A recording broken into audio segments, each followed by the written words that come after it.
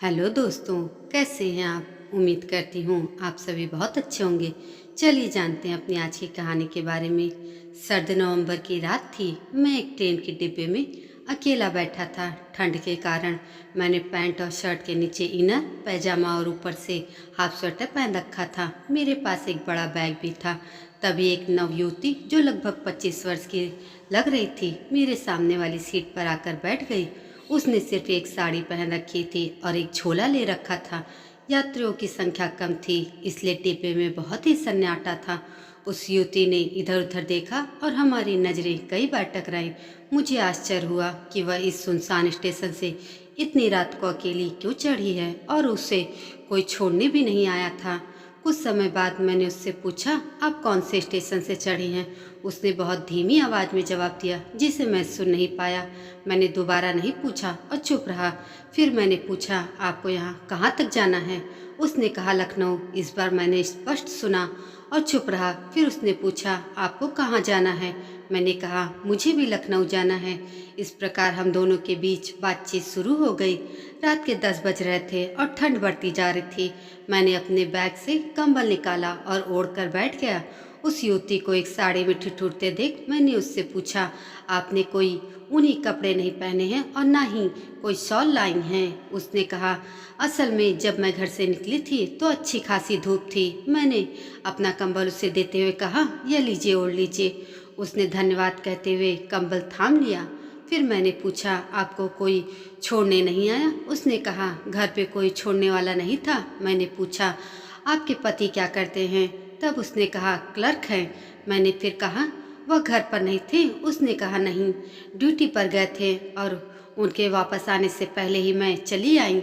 मैंने पूछा, आपके पति आपको अकेले जाने देते हैं। उसने कहा, नहीं, मैं अपनी मर्जी से आ रही हूँ। मैंने तब कहा, ओह, इसका मतलब आप लोगों में खटपट हुई है और आप मैके जा रही हैं। उसने कहा, नहीं, मेरा मैका गांव में है।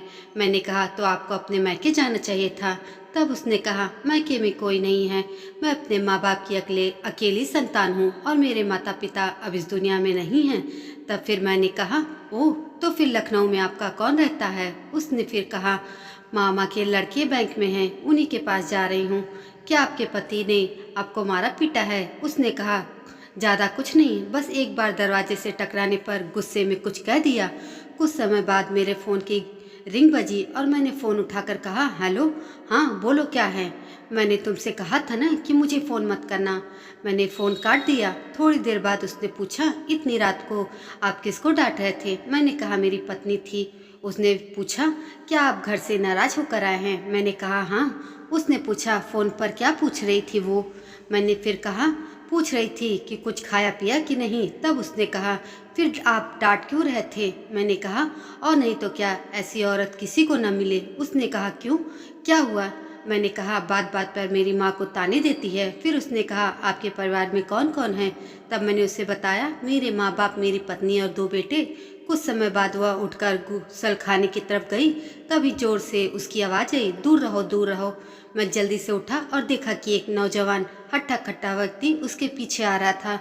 वह पागल सा लग रहा था। 2 भाई साहब आए और उसे डांट कर भगा दिए। वह स्त्री मुझे पकड़कर लिपट गई। कुछ देर बाद वह शांत हुई और हम अपनी सीट पर बैठ गए। मैंने उसका झोला उठाया तो उसमें से मोबाइल गिर पड़ा। मैंने उसे उठाकर दिया और कहा, आपके पास मोबाइल है, आपने उसे बंद करके क्यों रखा है, यह गलत बात है। मैंने मोबाइल ऑन करके उसे दे दिया और कुछ ही देर बाद उसकी रिंग बजी। उसने फ़ोन रिसीव किया और बोली, मैं ट्रेन में हूँ, लखनऊ जा रही हूँ। उधर से आवाज़ आई, प्लीज़ वापस आ जाओ। उसने कहा, तुम्हारे लिए तो हमसे ज़्यादा वह कांच का जग मायने रखता है ना। फिर उसने फ़ोन काट दिया। सुबह 4:30 बजे ट्रेन लखनऊ पहुँची। उसने कहा, अब आप सोच समझ कर फैसला करें कि आपको अपने घर जाना है या रिश्तेदार के यहाँ। उसने कहा, गलती मेरी भी थी। और फिर मोबाइल की बेल बजी उसकी और उसने फ़ोन रिसीव किया। उधर से आवाज़ आई, प्लीज़ वापस आ जाओ। उसने रोते हुए कहा, ठीक है, मुझे समझ आ गया कि वह अपने घर वापस जाएगी। मैंने उसे एक टिकट लाकर दिया और ट्रेन आने पर वह चली गई। इस घटना से मुझे एक परिवार को टूटने से बचाने की संतुष्टि मिली। यह सोचते हुए मैं भी अपने घर की ओर लौट गया, जहाँ मेरे बच्चे और मेरी पत्नी इंतजार कर रहे थे। दोस्तों, ये कहानी आपको कैसी लगी कमेंट करके ज़रूर बताइएगा और ऐसी अन्य कहानियों के लिए मेरे चैनल को भी सब्सक्राइब जरूर कर दीजिएगा। धन्यवाद।